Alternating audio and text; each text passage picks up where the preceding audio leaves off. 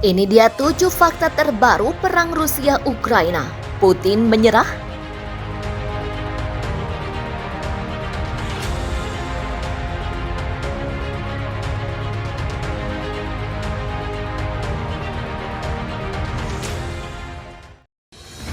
Perang Rusia dan Ukraina masih terus terjadi hingga Kamis ini. Meski intensitas serangan menurun, terdapat beberapa aksi kekerasan dan perkembangan terbaru. Apa saja? Berikut rangkuman CNBC Indonesia. Yang pertama, serangan di Luhansk. Ukraina melaporkan serangan besar-besaran di Luhansk. Otoritas setempat menyebut semua institusi medis dan rumah sakit di wilayah timur Ukraina itu telah dihancurkan oleh pasukan Rusia. Yang kedua, Jerman sadap pasukan Rusia. Dinas Intelijen Luar Negeri Jerman mengatakan kepada bahwa mereka telah menyadap komunikasi tentara Rusia. Disebutkan sumber yang mengetahui badan itu, tentara Rusia berbicara tentang menembak tentara dan warga sipil di Ukraina. Fakta ketiga, Rusia targetkan Facebook. Rusia disebut-sebut melancarkan serangan ke perusahaan induk Facebook Meta. Serangkaian taktik cyber dikatakan digunakan oleh kelompok yang terkait dengan Rusia dan Belarus untuk menargetkan akun tentara dan warga sipil Ukraina. Fakta berikutnya adalah Rusia akui kerugian pasukan. Juru bicara Kremlin Dmitry Peskov secara singkat mengakui bahwa Rusia telah menderita kerugian yang signifikan dari pasukannya di Ukraina. Ia bahkan menyebut kerugian itu tragedi besar bagi negara itu dalam sebuah wawancara dengan Sky News. Yang kelima, Pentagon sebut Putin menyerah di Kiev. Menteri Pertahanan Amerika Serikat Lloyd Austin mengatakan bahwa Presiden Rusia Vladimir Putin telah menyerah untuk menaklukkan Kiev. Ini setelah pasukannya dipukul mundur oleh militer Ukraina.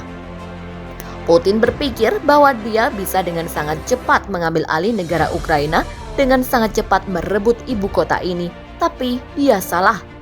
Demikian ucap Austin pada sidang Komite Angkatan Bersenjata Senat di Kongres. Namun, apakah perang akan berakhir masih belum pasti.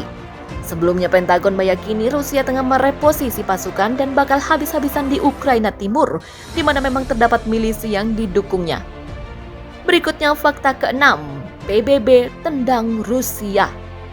Majelis Umum Perserikatan Bangsa-Bangsa atau PBB telah memilih untuk menangguhkan Rusia dari Dewan Hak Asasi Manusia atau HAM. Sebanyak 93 negara mendukung, 24 menentang, dan 58 abstain. Yang ketujuh, jumlah korban tewas. Sementara itu mengutip CNBC International, jumlah korban tewas serangan Rusia ke Ukraina kini berjumlah 1.611 orang. Sebanyak 63 diantaranya adalah anak-anak. Komisaris PBB untuk HAM meyakini jumlah korban tewas sebenarnya lebih tinggi. Namun kendala lokasi dan masih memanasnya konflik membuat laporan tertunda. Sebagian besar korban sipil disebabkan oleh penggunaan senjata peledak, termasuk penembakan dari artileri berat, serta beberapa sistem peluncuran roket, termasuk serangan rudal dan udara. Ada total 2.227 warga terluka. Rangkuman hari ke-42 serangan Rusia ke Ukraina. Pasukan Rusia mandek di selatan, serangan fokus di timur Ukraina.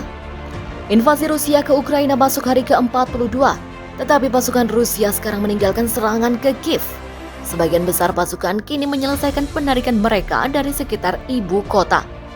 Analis di Institute for the Study of War meyakini unit Rusia yang mundur dari sekitar Kiev tidak mungkin mendapatkan kembali efektivitas tempur untuk beberapa waktu dan tidak jelas apakah mereka akan dikerahkan kembali. Serangan Rusia ke Ukraina kini mengalihkan fokusnya ke timur Ukraina dengan pihak berwenang di Luhansk dan Donetsk memperingatkan warga sipil harus pergi secepat mungkin.